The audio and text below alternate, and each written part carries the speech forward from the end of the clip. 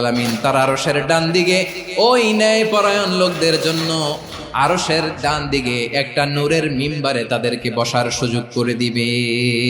চারটেখানে কথা মনে করেছেন? আল আদাল, জাস্টিস, ইন্নাল্লাহা ইয়া'মুরু বিল আদল। আল্লাহ তাআলা এই আদালতের নির্দেশনা দেন, সুবিচার, সুশাসন দেশ দেন। এরপরে আল্লাহ বললেন আমি তোমাদেরকে ইহসানের আদেশ দেই।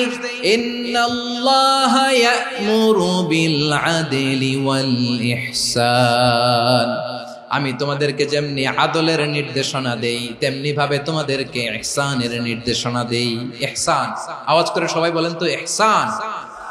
ইহসান মানে কারো প্রতি সফট হার্টেড হওয়া, মহানুভব হওয়া, অনুগ্রহ পরায়ণ হওয়া, অনুগ্রহশীল হওয়া, একে অপরের প্রতি দয়াদ্র হওয়া। একে অপরের প্রতি দয়াদ্র অনুগ্রহশীল হওয়া ছাড়া মানবিক সমাজ কশিনকালেও গঠন করা সম্ভব না। প্রিয় ভাইরা, সুন্দর আচরণ দিয়ে, ইহসান দিয়ে যা জয় করা যায়, নরম আচরণ দিয়ে যেটা অর্জন করা যায়, কঠোরতা দিয়ে সেটা পারা যায় না। বিষ্ণু ঈসা ইসলাম ইহসান দিয়ে, কোমল আচরণ দিয়ে, তার অনুগ্রহ দিয়ে তিনি অনেক কাফির